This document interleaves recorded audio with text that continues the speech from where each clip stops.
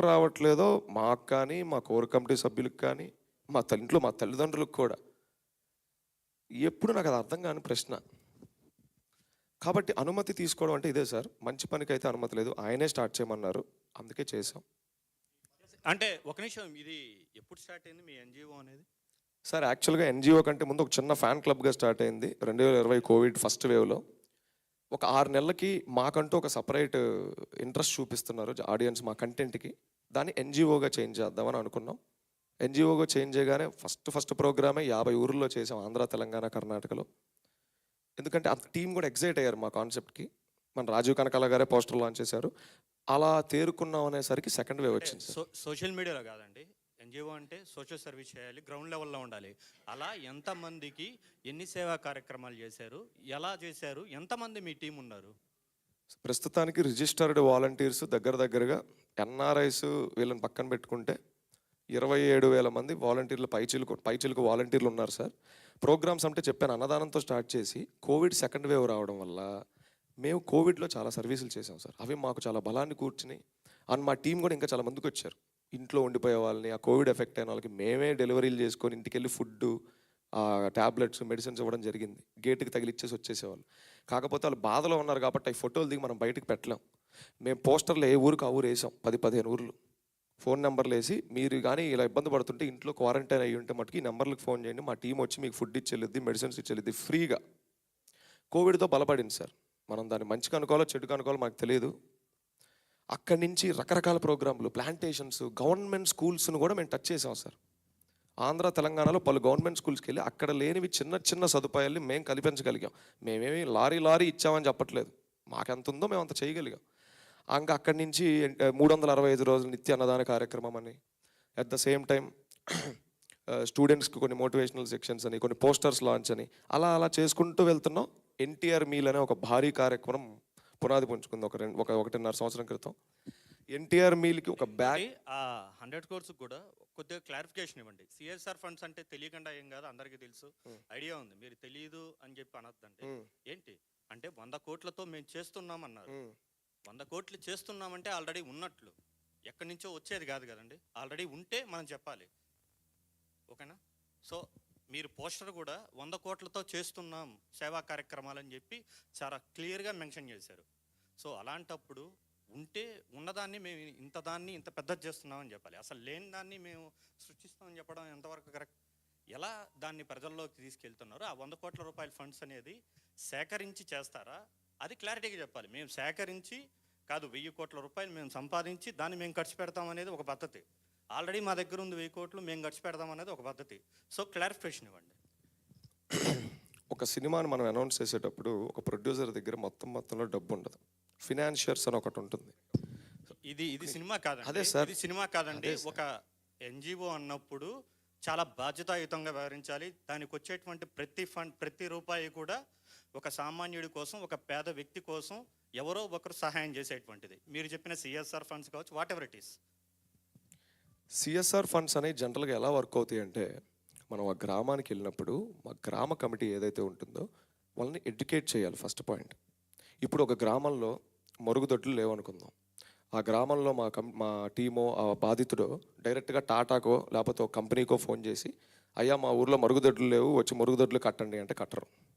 దానికి ఒక ప్రణాళిక ఉంటుంది. ఫస్ట్ ఐడెంటిఫికేషన్ ఆఫ్ ది ప్రాబ్లమ్ని గుర్తించటం. 2 ప్రెజెంటింగ్ ద ప్రాబ్లమ్ని ఎలా ప్రజెంట్ చేయబోతున్నాం. 3 బడ్జెట్ అనాలిసిస్. అసలు మీ ఊర్లో ఎన్ని గడపలు ఉన్నాయి, ఎన్ని గడపలకి ఎన్ని బాయికానాలు కావాలి, బాయికానాలు కట్టిన తర్వాత మళ్ళీ వాటర్ ప్రాబ్లం ఏమన్నా ఉందా మీ ఊర్లో, ఇలా ఒక డీటెయిల్డ్ ప్రాజెక్ట్ రిపోర్ట్ అనేది ఒకటి ఉంటుంది. మనం ఊరూరు తిరిగి మన వాళ్ళని ట్రైన్ చేసుకొని రిపోర్ట్లు తయారు చేసుకొని లీగల్గా గవర్నమెంట్కి సహాయపడే విధంగా, హెల్ప్ అయ్యే విధంగా, వ్యతిరేకంగా కాకుండా దీన్ని వాళ్ళకి ప్రజెంట్ చేయడం జరుగుతుంది. It's a process sir. మనం ఇదంతా చేయకుండా 100 కోట్లు ఏ సిఎస్ఆర్ కంపెనీ మన ఎన్జిఓకి ఇవ్వదు. First point to be noted sir. And ఇంకోటి పోతే, మేము 100 కోట్లతో చేసేస్తున్నాం అని ఎక్కడ చెప్పలేదు. 100 కోట్లతో చేసేస్తున్నాం అని 100 కోట్ల రూపాయల సేవా యజ్ఞం అని చెప్పాను. 100 కోట్లతో సేవా యజ్ఞం అదే సార్. సో దాన్ని ఎలా ప్రాపర్గా చేస్తారు? మీరు చెప్పినట్టు ఒక టాయిలెట్ కట్టాలన్నా ఒక ప్లానింగ్ ఉండాలి, ఒక ప్రణాళిక ఉండాలి. ఇవన్నీ మాకు తెలియదు కాదు, గ్రౌండ్ లెవెల్లో ఉన్న వాళ్ళం, మాకు అన్ని క్లారిటీ ఉంటుంది. అయితే సో దాని ప్రాపర్గా డబ్బులుంటే చేస్తామని చెప్పడం వేరు, మేము సంపాదించి చేస్తామని చెప్పడం వేరు, మేము వేరే వారి దగ్గర విరాళాలు సేకరించి చేస్తామని చెప్పడం వేరు.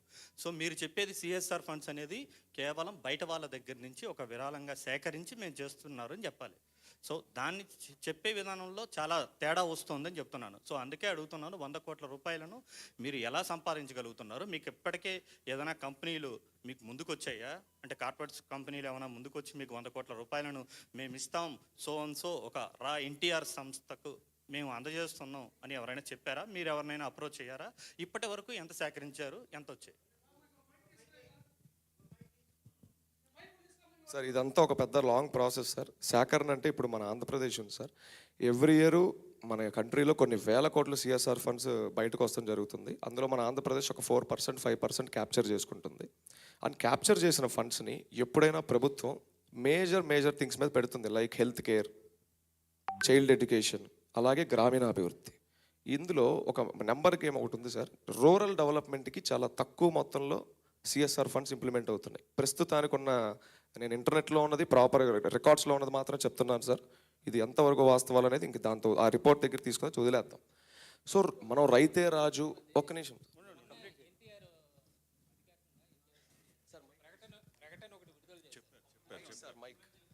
దాంట్లో మా పేరుతో ఎలాంటి డొనేషన్లు ఎక్కడా కూడా సేకరిస్తే వద్దని చెప్పారు వాళ్ళు, దాని మీద ఇవ్వాల్సిన అవసరం లేదన్నారు. మరి మీరు మీ సంస్థ ఎన్జిఓ సంస్థ పేరుతో మీరు సేకరిస్తారా, లేదా ఎన్టీఆర్ పేరు చెప్పి సేకరిస్తారా? సార్ ఫస్ట్ ఆఫ్ ఆల్ మేము ఇది డైరెక్ట్గా వెళ్ళి అడిగే క్రౌడ్ ఫండింగ్ కాదు సార్. ఒక కార్పొరేట్ అనేవారు వాళ్ళకి సిఎస్ఆర్ ఇస్తున్నారంటే మా నుంచి వాళ్ళకి కొన్ని అఫీషియల్ పేపర్స్ వెళ్ళాలి, మేము పెట్టే ప్రతి రూపాయికి లెక్క ఉంటుంది. వ్యక్తిని అడగట్లేదు సార్, ఎప్పుడు వ్యవస్థలను అడుగుతున్నాం. సార్ హలో రూప్ గారు మా రిపోర్టర్ చెప్పింది, మా మిత్రుడు చెప్పింది చాలా క్లారిటీ.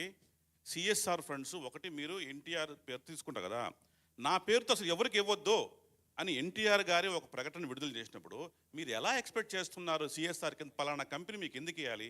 అసలు ఆ మాటకు వస్తే అది ప్రభుత్వాల పని కదా.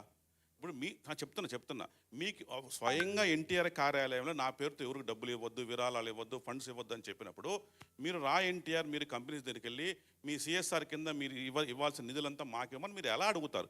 అసలు మీకు రైట్ ఎక్కడుంది అని అంటే ఏం చెప్తారు? ఇవ్వాల్సిన నిధులన్నీ కాదు సార్, ఆ ప్రాబ్లంకి కావాల్సినంత నిధి మాత్రమే. ఇంకోటి వచ్చేసరికి సార్, మనది official registered NGO sir, paper work అంతా ప్రాపర్గా ఉంది. సో దీనికి ఒక అకౌంట్ ఉంటుంది, దానికి ఆడిటింగ్ ఉంటుంది, అందులో ఉన్న ఏ రూపాయిని ఎవరు టచ్ చేయలేరు, ఫస్ట్ పాయింట్. అండ్ ఇంకోటి మీరు అన్నారు ఎన్టీఆర్ గారు ఎవరు ఇవ్వద్దు అన్నారు అని, అదే సార్ నేను అంటుంది. ఒక వ్యక్తి దగ్గరికి వెళ్ళినప్పుడు ఎటువంటి పేపర్ వర్క్ ఏది అవసరం లేదు. ఆ వ్యక్తి దగ్గర 2 ఎమోషనల్ మాటలు మాట్లాడో లేకపోతే ఇంకేదో చేసో మనం డబ్బులు వాళ్ళ దగ్గర వేయించుకోవచ్చు, కానీ మేము ఆ తప్పు చేయం. ఫ్యాన్స్ ఎమోషన్స్తో మేము ఆడుకోం. కార్పొరేట్ దగ్గరికి వెళ్తున్నాం. రెండోది పోతే ప్రభుత్వం పని కాదు సార్, ఎన్జిఓస్ పని ఉంటుంది ఎక్కువ శాతం. అంటే నాన్ గవర్నమెంటల్ ఆర్గనైజేషన్స్కి ఎక్కువ సిఎస్ఆర్ ఫండ్స్ వస్తాయి, వాళ్ళే అలాంటి కార్యక్రమాలు చేస్తారు. ఉదాహరణకి చాలా బ్రిడ్జిలు మన ఆంధ్రప్రదేశ్లో కూడా వరల్డ్ బ్యాంక్ లాంటివి పెద్ద కంపెనీలు కట్టించున్నాయి 100 కోట్లు ఇన్వెస్ట్ చేసి. సో మనం ఎంత పెద్ద రాష్ట్రంలో ఇంత పెద్ద వాలంటీర్ నెట్వర్క్లో మేము ఎంత పెద్ద ప్రోగ్రామ్కి చెప్పిన నెంబర్ 100 కోట్లు మాత్రమే.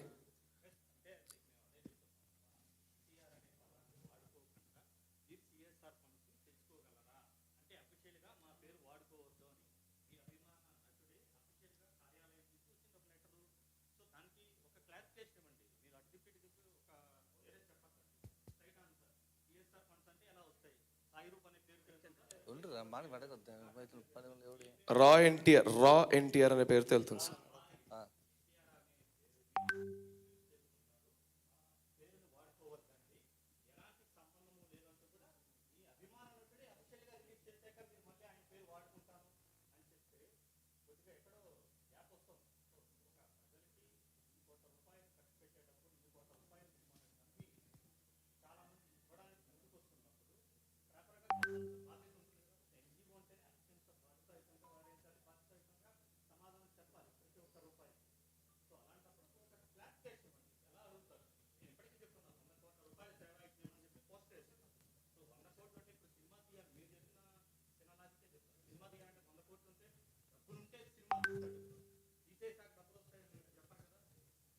అదే చెప్తున్నాం సార్, 100 కోట్ల రూపాయలు.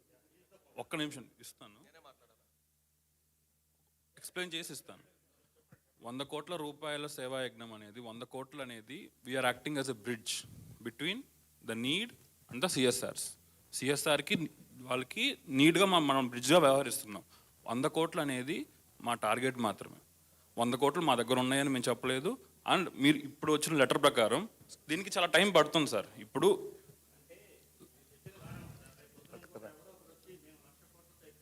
సార్ ఆ కాన్సిక్వెన్సెస్ అన్నీ అదే చెప్పబోతున్నాను.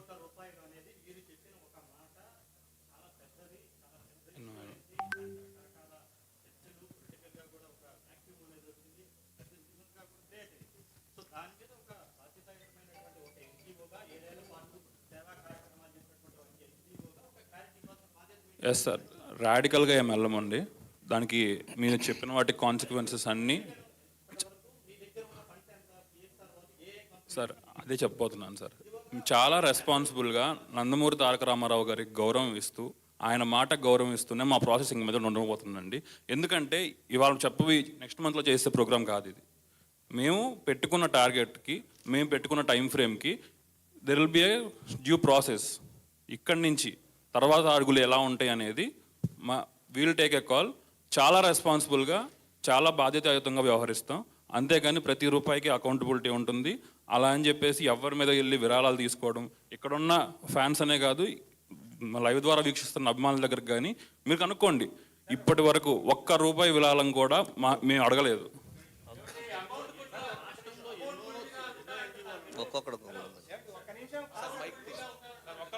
అయితే ఇప్పుడు 7 సంవత్సరాల్లో మీరు ఎంత ఖర్చు పెట్టారు, ఎంత ఏ సంస్థలు ఇచ్చాయి, ఎంత ఖర్చు పెట్టారు, 7 ఏళ్ళలో ఏం జరిగింది అని వైట్ పేపర్ ఇవ్వగలరా?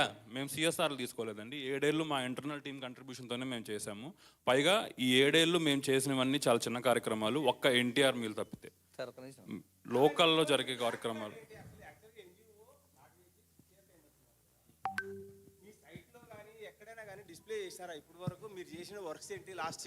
సైట్ లో మొత్తం 24 కార్యక్రమాలు. అసలు ఆ కార్యక్రమం అంటే ఏంటి, ఆ కార్యక్రమంలో ఏం చేసాం క్లియర్ గా పెట్టాం.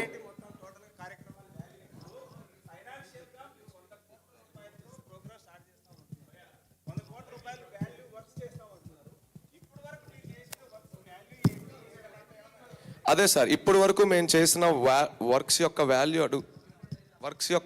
అడుగుతూ ఒక్క నిమిషం సార్.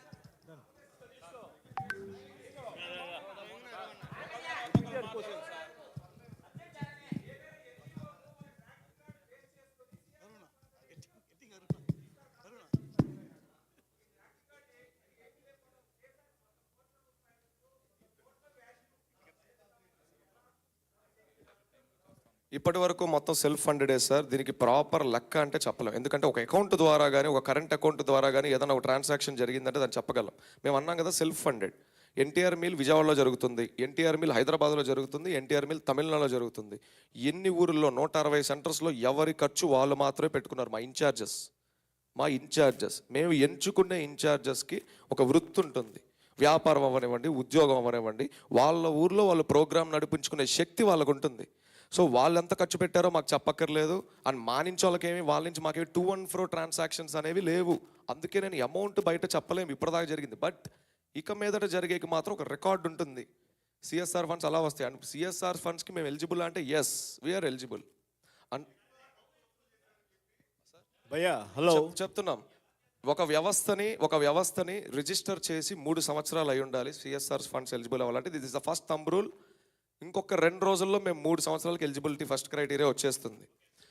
అంటే రాకుండానే, ఎలిజిబిలిటీ రాకుండానే మీడియా సమావేశం ఏర్పాటు చేశారా సార్? ఎలిజిబిలిటీ వచ్చాక ప్రోగ్రామ్ స్టార్ట్ చేస్తున్నాగా. మేము ఎలిజిబిలిటీ రాకముందు ఊరువాడ స్టార్ట్ అయిందని చెప్పలేదండి. సిఎస్ఆర్ ఫండ్స్ అనేది గవర్నమెంట్ కన్సైకిల్లో ఉంటుంది. అంటే ఆ నియోజకవర్గ ఎమ్మెల్యే అడిగితేనే ఆ సిఎస్ఆర్ ఫండ్స్ కూడా రిలీజ్ చేస్తారు కొన్ని కార్యక్రమాలకి. అవన్నీ తెలియకుండా ఇప్పుడు సిఎస్ఆర్ ఫండ్స్ ద్వారా సేవా కార్యక్రమం అంటారు. అయితే పోస్టర్ లాంచింగ్లో మాత్రం 100 కోట్ల రూపాయలతో ప్రజాసేవ అని కార్యక్రమం అని చెప్పారు. అది ఎంతవరకు, ఇప్పటి వరకు మీరు స్వతహాగా ఏదైనా ఫండ్స్ వేసుకున్నారా? ముందుగా మా జోబుల్లో నుంచి మాకు చాలా వేసుకున్నాం సార్. వేసుకోకుండా వ్యవస్థ ఇంత దూరం రాదు. అలానే మేము ఒక్కళ్ళం వేసుకున్నాం అని చెప్పాలా. రెండోది పోతే గవర్నమెంట్ అప్రూవల్ మాత్రమే ఉండాలంటాం. Wrong sir. గవర్నమెంట్ని సీసీలో పెడతాం కాపీ, ఫస్ట్ థింగ్. రెండోది ఎన్జిఓస్కి చాలా మేజర్ యాక్సెసెస్ ఉంటాయి కార్పొరేట్స్తో. మీరు రికమెండ్ చేయొచ్చు కానీ ఫండ్స్ మీ చేతికి ఇవ్వరని తెలీదా? అదే సార్ నేను అంటున్నా. ఫండ్స్ మా చేతికి ఇవ్వకపోతే మాకేంటి సార్ ప్రాబ్లం? ఆ ఊర్లో పని జరుగుతుంది కదా.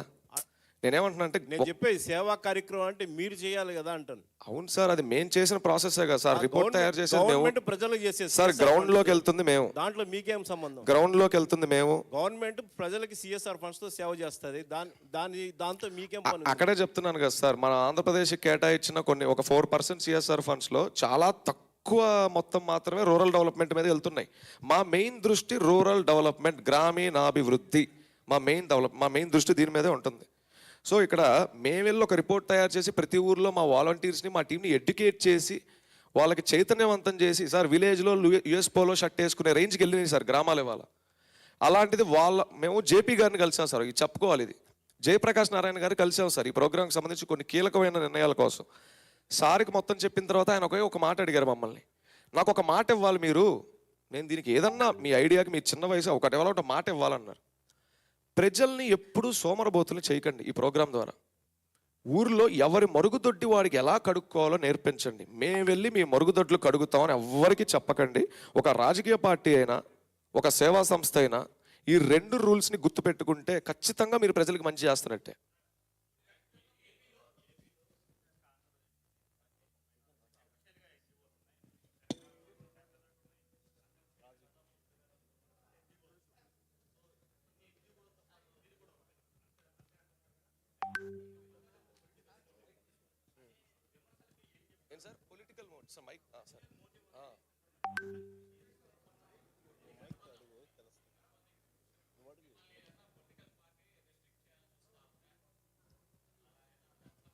ఫస్ట్ ఆఫ్ ఆల్ మీ వెనక ఎవరో ఉన్నారని ఒక 5 రోజుల నుంచి ఒకటే రాసేస్తున్నారు. మా వెనకాల నిజంగా ఎవరూ లేరు. ఆయన మీద ఒక ఎమోషన్ ఉంది. రామారావు కూడా ఉన్నారని కాదు ఇక్కడ దాని అర్థం. రామారావు గారు అసలు మా వెనకాల ఎందుకు ఉంటారు సార్? ఆయన మీద ప్రేమ మట్టుకే ఉంది. ఎందుకంటే మేము చేస్తుంది ఆయన కోసం కాబట్టి, ప్రజల మంచి కోసం కాబట్టి.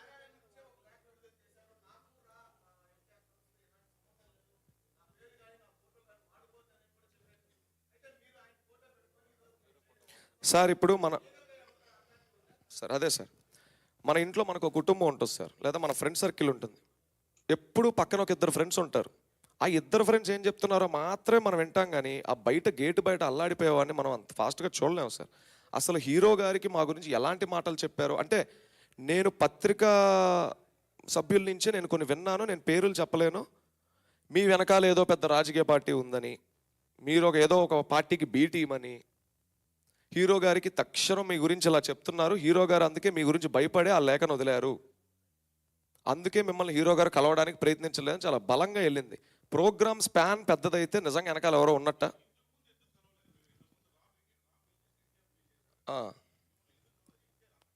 సార్ 2024 జనవరి 8న సార్ కరోనా నుంచి మీరు సర్వీస్ చేస్తున్నారు.